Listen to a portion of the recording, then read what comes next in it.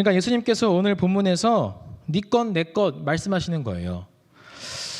설교 본문을 정하고 또 제목을 이제 정하면서 지난 날에 있었던 일들이 생각이 났습니다. 근데 지난 수요일 날 비가 엄청 많이 내려오는 날이었어요. 이제 그날에는 이제 어떤 청년이랑 점심 약속이 되어 있어서 이제 이순행 목사님과 같이 이제 점심을 먹으러 갔습니다. 오후에 일정이 이제 각각 따로 있어서 이제 차를 따로 가지고 갔거든요. 그래서 약속 장소에서 만나기로 하고 교회에서 같이 이제 출발은 했지만 차는 따로 이제 가져갔었습니다. 그래서 약속 장소에서 이제 주차장에다가 차를 대놓고 이제 밖으로 나왔는데 비가 너무 많이 오는 거예요. 정말 진짜 우산을 써도 다 맞을 정도로 너무나 진짜 비가 많이 오는 거예요. 그래서 우산을 피고 나가려고 했는데 이순희 목사님이 우산을 안 가져온 거예요. 차에다가 두고 왔대요. 그래서 막 이제 같이 쓰자 좀 해가지고 이제 우산을 같이 썼거든요. 계속 막 이순희 목사님이 자기 막 맞는다고 막 비 맞는다고 막 저한테 계속 막 달라붙는 거예요. 막 그러더니 한 손은 팔짱을 끼고 한 손은 제 허리에다가 막 둘러서 가는 거예요. 자기 비 맞기 싫다고. 제가 여지껏 하면서 진짜 아내랑 연애할 때 빼고서는 누군가 팔짱을 저한테 껴본 적도 없고 허리를 둘러본 적도 없었는데 이순희 목사님이 제 팔짱을 끼고 허리에다가 손을 두르는 거예요. 그러면서 계속 막 옥신각신 막 하면서 이 우산 내 거니 네 거니 내 거니 네 거니 하면서 막 주거니 받거니 막 하는 거예요. 서로 비 조금 덜 맞으려고. 그러면서 막 너무 부끄러운 거예요. 저번에 커플티 입고 극장에서 영화 보는 거 막 생각이 나면서 막 왜 계속 이순희 목사님이랑 이렇게 막 이래야 되냐 막 생각이 들기도 하고 너무 민망했어요. 부끄럽기도 하고. 그러면서 이제 이게 생각이 난 거예요. 가이사의 것, 하나님의 것. 예수님께서 네 것 내 것 막 이렇게 말씀하시면서 그렇게 이제 이야기를 하셨다는 거죠. 여러분 오늘 이 본문의 배경을 보시면 신약 시대에 그룹원들이 나타납니다.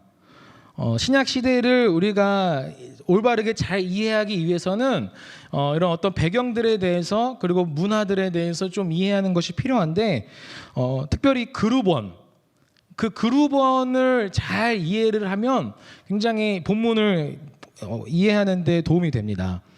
여러분 19절 보시면 서기관 그리고 대제사장이라고 하는 그룹이 등장을 합니다. 또 그리고 오늘 같은 본문의 내용을 담고 있는 다른 공간 복음서 마가복음에서는 여러분 어떤 인물들이 등장을 하냐면 여러분 마가복음 12장을 잠깐 한번 볼까요? 앞으로 조금 넘어가서 마가복음 12장 13절을 한번 봅시다. 마가복음 12장 13절을 보시면 그들이 예수의 말씀을 책잡으려 하여 바리새인과 헤롯 땅 중에서 사람을 보내매. 그러니까 여기에서의 그룹원은 누구냐면 바리새인과 헤롯 땅이라고 하는 그룹원이 등장을 합니다.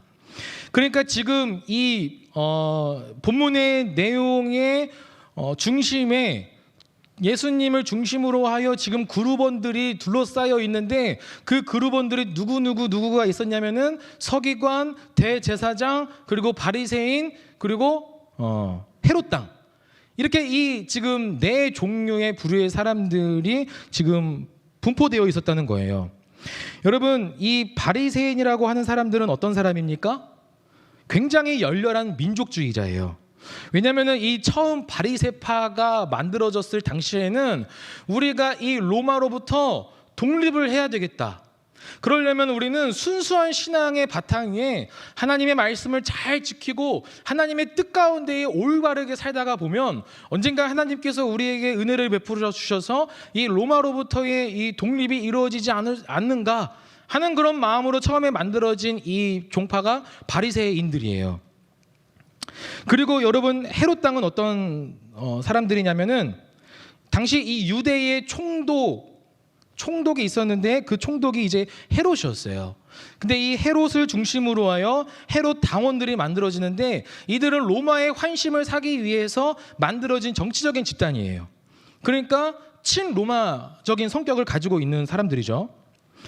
그리고 서기관, 여러분, 서기관은 어떤 사람이냐면 서기관이 제일 처음에 만들어졌을 당시에 이 상황은 바벨론 시대 때입니다. 그러니까 이 바벨론으로부터 이 남유다가 멸망당하고 나서 이제 자신들을 돌아보게 되는 거예요. 여태껏 우리의 삶을 돌아보게 되면서 왜 우리가 이렇게 멸망하게 되었는가? 결국에는 우리는 하나님의 뜻대로 살지 않고 불순종하여 거역하여 살아감으로 말미암아 우리가 멸망당했다는 것을 깨닫고 회개하여 이제는 우리가 하나님의 말씀을 잘 지키자. 그러려면 우리가 하나님의 말씀을 잘 가르쳐야 되고 하나님의 말씀을 잘 기록을 해야 되는 그런 이제 직책이 생겨나게 되는데 그 사람들이 바로 서기관입니다. 그러면 이 서기관들은 또 민족주의자들이에요. 그리고 또 대제사장. 대제사장은 누구냐면 구약시대 때의 이 제사장들은 레위 지파 중에서도 이 아론의 계열 중에서만이 할 수 있는 그런 이제 직책이었거든요. 그런데 이게 신약시대로 넘어오게 되면서 대제사장 그리고 제사장의 이 직분이 굉장히 정치적인 집단으로 전락하게 제사장이 되고 제사장이 되는 거였어요. 그러려면 로마에 붙어야 되는 거였습니다. 그래서 이 대제사장은 친로마적인 그런 성향을 가지고 있는 사람들이었어요. 그러니까 민족주의자나 반민족주의자는 같이 함께할 수 없는 그런 그룹의 부류의 사람들이었어요. 같이 만나기만 하면 으르렁대는 사이였고 서로 적대하는 그런 사이였다는 것이었죠. 근데 여러분, 마가복음에서 보면 바리새인과 헤롯 당, 즉 민족주의자, 반민족주의자가 뭉쳤어요. 또 여러분, 오늘 본문 보시면 누가복음 20장에 누가 뭉쳤습니까? 서기관과 대제사장, 또 민족주의자들과 친로마적인 그런 성향을 가진 사람들이 지금 뭉쳐 있었던 중심으로 해서 민족주의자들과 반민족주의자들이 지금 함께 모여 있는 그런 시간 같은 그런 사이인 거예요. 그런데 이들이 이렇게 견원지간임에도 불구하고 이렇게 지금 한 마음 한 뜻으로 똘똘 뭉칠 수밖에 없었던 이유가 무엇입니까? 예수를 책잡기 위해서였어요. 어떻게 하면 예수를 넘어뜨릴까? 어떻게 하면 저 예수를 책잡을 수 있을까? 그러니까 그런 어떤 마음으로 견원지간과 같은 그런 사이임에도 불구하고 한마음 한뜻이 되어서 어떻게 해서든지 지금 예수님을 넘어뜨리려고 하는 그런 작당들을 하고 있다는 것이죠. 그래서 이들이 어떤 이제 계략을 펼치냐면 이렇게 예수님께 묻습니다.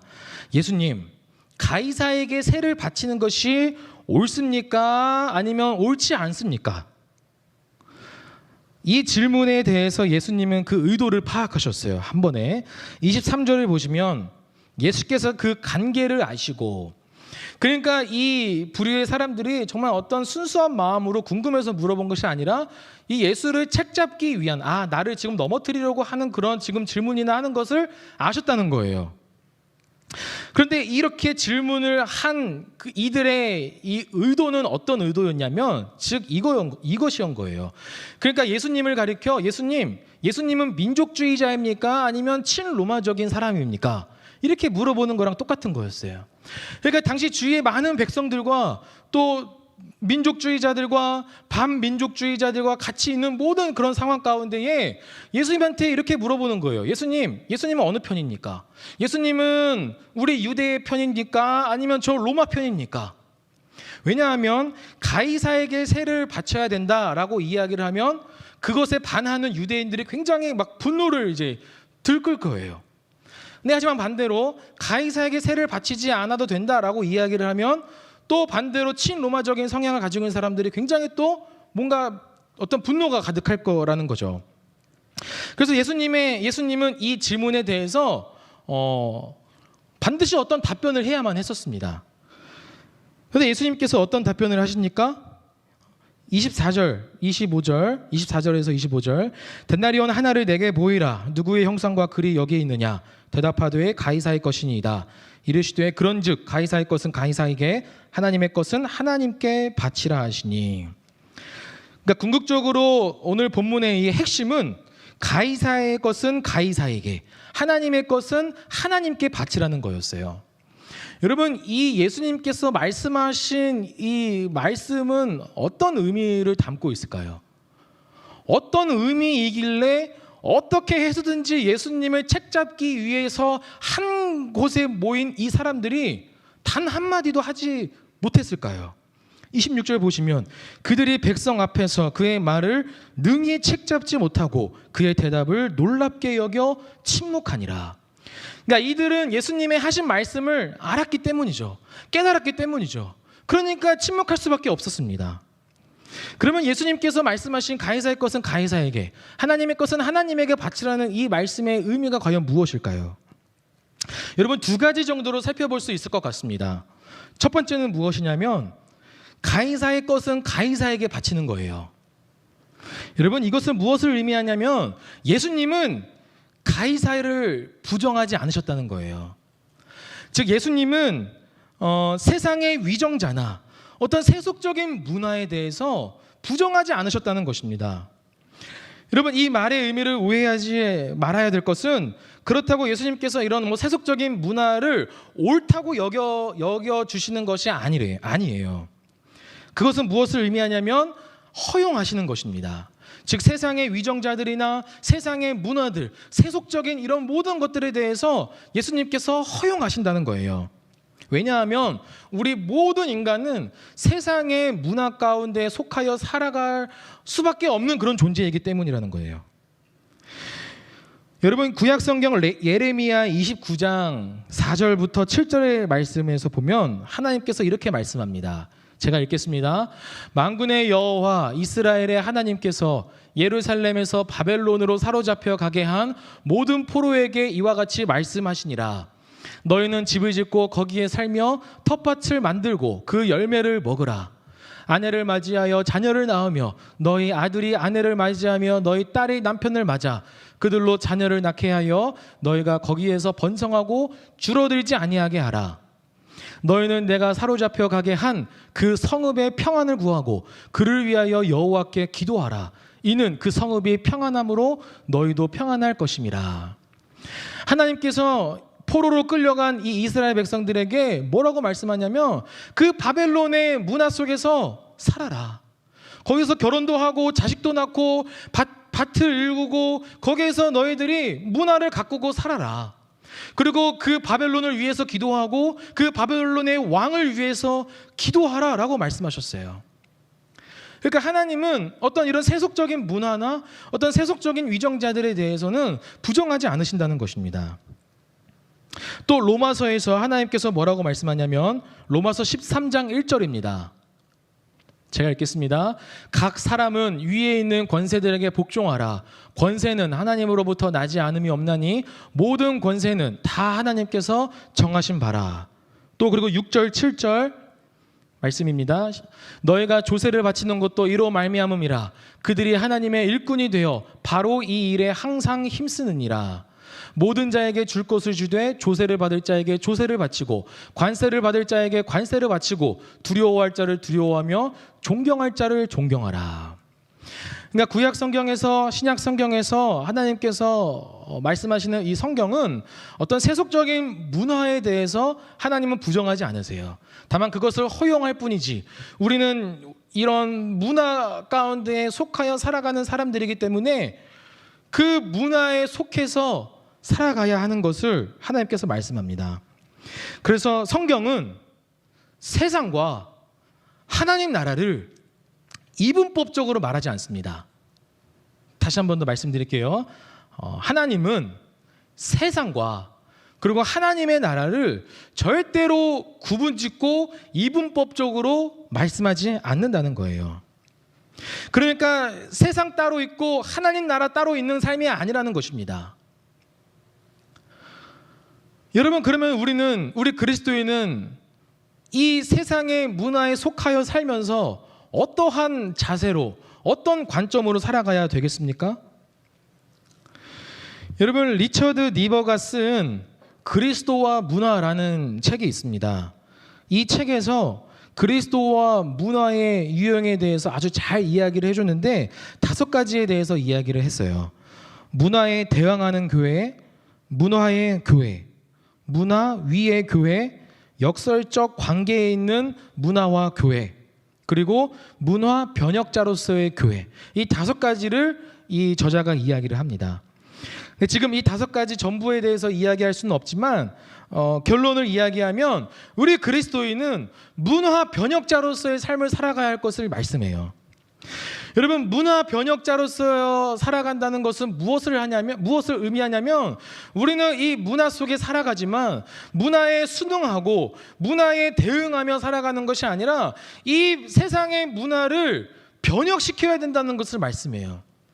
즉 우리는 내가 살아가는 이 삶 속에서, 내가 살아가는 모든 삶의 영역에서, 그것이 회사든 직장이든 가정이든 교회든 내가 살아가는 모든 삶 속에서 비록 어떤 세속적인 문화가 가득하겠지만 하나님의 나라를 실현시켜야 하는 그런 사명을 가지고 있는 자가 우리 그리스도인이라는 것입니다. 제가 누누이 말씀드리는 거지만 여러분, 하나님의 나라는 장소적인 개념이 절대로 아닙니다. 그것은 무엇을 의미하냐면 이 땅 가운데 살아가면서 하나님께서 나를 통치하심으로 말미암아 그때 이 땅에서 하나님의 나라가 실현되는 것을 제가 누누이 말씀드렸어요.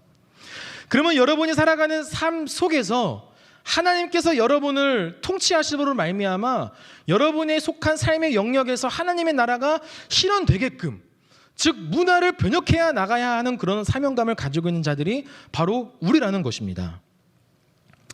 그래서 이것은 모두 다 막 정치인이 되어서 세상 문화를 바꾸는 그런 의미가 아니에요. 그냥 내가 살아가는 개인적인 삶 속에서 문화를 잘 따르지만 문화의 규율과 규범과 질서와 윤리적인 그런 측면들을 잘 따르면서 동시에 거기에서 하나님의 나라를 실현시키고 문화를 번역시켜야 된다는 것을 여러분 말씀드리는 거예요. 여러분, 한 예로 여러분 술을 마시는 것을 한번 생각해 봅시다.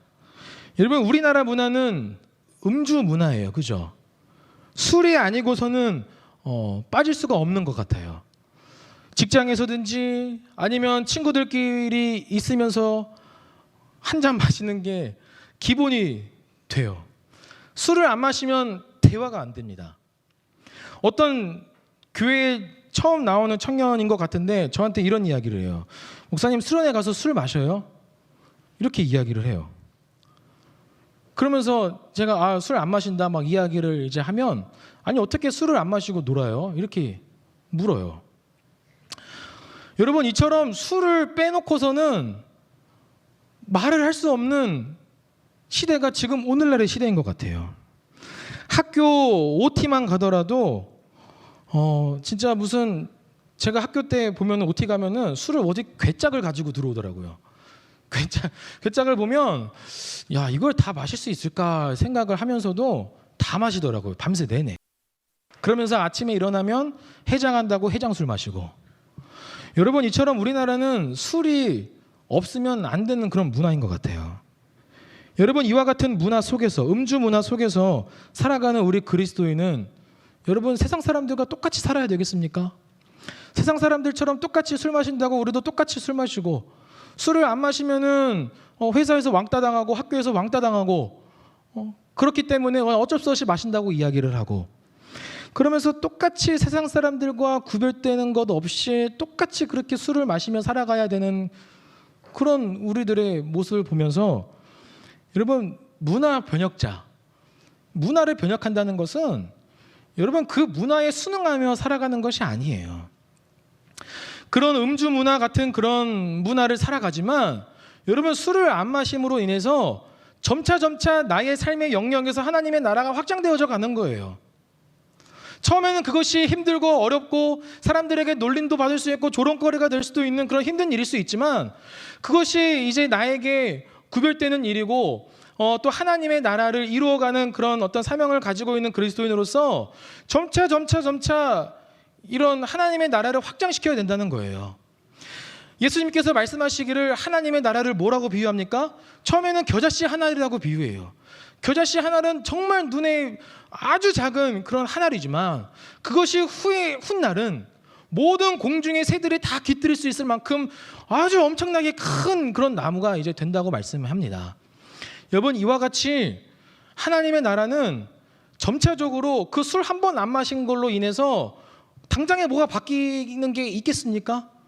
하지만 그것으로 인하여 점차 하나님의 나라가 확장되어져 가는 거예요. 여러분 술 마시지 마세요.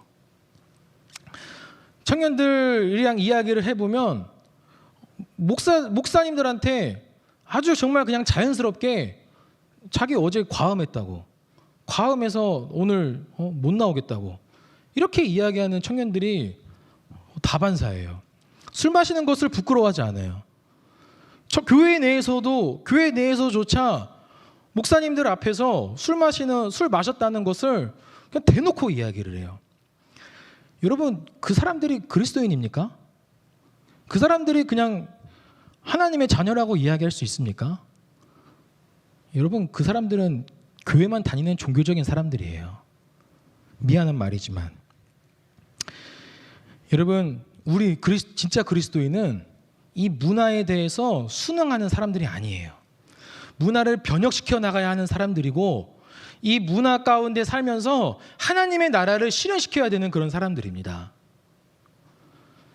여러분, 이 뜻을 분명하게 깨달으기를 바랍니다.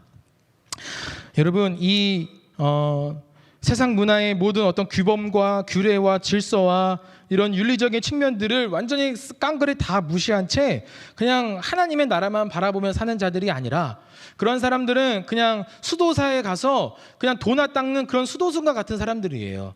우리는 문화 속에 속하여 살아가는 사람들이기 때문에 이 문화에 속하여 살면서 하나님의 나라를 실현시켜야 되는 그런 사람들이 바로 우리입니다. 여러분, 그런 사람들이 되기를 바랍니다. 그런 청년들이 되기를 바라요. 아멘이십니까? 여러분, 그런 청년들이 되기를 바랍니다. 여러분, 좀 담대하게 살아가세요. 여러분, 라고 해가지고 한번 꺼내봐라 라고 이렇게 말씀하십니다. 여러분, 데나리온이 무엇이냐면, 앞에 사진을 준비했습니다. 이런 게 데나리온이에요. 이게 이제 동전인데 당시에 이제 로마에서 통용되는 화폐입니다. 금, 은, 동으로 이제 만들어진 이제 동전들이 있는데, 이 데나리온은 아주 기본적으로 로마에서 널리 통용되는 화폐 중에 하나였어요. 저것은 은으로 만들어진 것입니다. 근데 여기에 지금 새겨진 형상과 글이 있어요. 저 형상, 저 사람은 누구냐면 로마의 제 두 번째 왕인 티베리우스라고 하는 그런 황제예요. 여긴 디베리아라고도 하는데, 저렇게 이제 황제의 형상을 새겨 넣습니다. 그리고 이제 저 형상 주위에 이제 라틴어로 된 이제 글을 저기다가 이제 기록을 했는데, 저게 어떤 글이냐면 앞뒷면에 각각 글들이 다릅니다. 이제 카이사르 아우구스투스 티베리우스, 그리고 또 다른 한 면에는 폰티팍스 막시무스라고 되어 있어요. 이삿짐을 그냥 비행기로 붙이기로 작정을 했답니다. 그래서 본인은 이제 그냥 빨리 이제 먼저 새로 이제 이사할 집에 이제 들어가서 이제 생활을 이제 했다고 이야기를 해요. 근데 이제 그런 새 집에서 좀 살다가 아직 이제 그 이삿짐은 오지 않은 그런 상태였어요. 그래서 이케아에서 산 이제 가구를 이제 조립을 하려고 보는데 이제 공구가 없는 거예요. 다 그 이삿짐에다가 맡겨놔가지고 당장에 쓸 전동 드라이버조차 없는 거예요. 그래서 이제 옆집에 가가지고 좀 전동 드라이버를 이제 빌리려고 하는 그런 마음에 이제 똑똑똑 이제 노크를 했는데, 마침 이제 한국 분이셨대요. 그래서 이제 그분한테 양해를 구하고 이제 이러이러한 이야기를 해가지고 좀 전동 드라이버 좀 빌려달라라고 해서 이제 빌려서 이제 가구를 조립했다고 합니다. 그래서 다 가구를 이제 조립을 하고 다시 이제 그분에게 반납을 했어요. 근데 딱 보니까 아직 조립할 게 한 가지가 남았다는 거예요. 그래서 이걸 어떡하나, 그냥 어쩔 수 없이 그냥 또 옆집에 가가지고 정말 죄송한데 다시 한 번만 이 전동 드라이버 좀 빌려주면 안 되겠냐 해가지고 이제 양해를 구해서 다시 전동 드라이버를 이제 빌려다가 이제 조립을 다 했대요. 정말 다 빠진 게 없나 다 둘러보고 다시 이제 그분께 이제 반납을 했습니다. 근데 딱 돌아오고 보니까 또 그 가구 선반에 조립을 해야 할 부분들을 하나를 빼먹고 조립을 이제 했더래요. 그래서 이걸 진짜 어떻게 해야 되나, 정말 너무 죄송한데 진짜 이거를 양해를 무릅쓰고 진짜 내가 가야 되나 말아야 되나 이제 하다가 결국은 가기로 마음을 먹었대요. 그래서 가는 도중에 그때 이제 하나님께서 딱 이제 그 목사님께 마음에 이제 주신 것은 뭐였냐면, 내 것이 아닌 것을 빌리는 것이 이토록 어려운 거구나.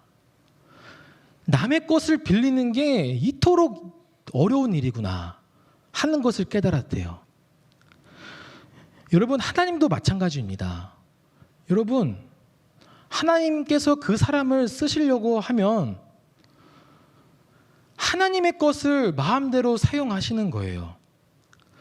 근데 어떤 사람은 내 거, 내 시간, 내 물질, 내 소유, 내 인생, 내 거라고 주장하는 사람들은 하나님께서 그 사람을 사용하시기가 굉장히 어려운 거예요.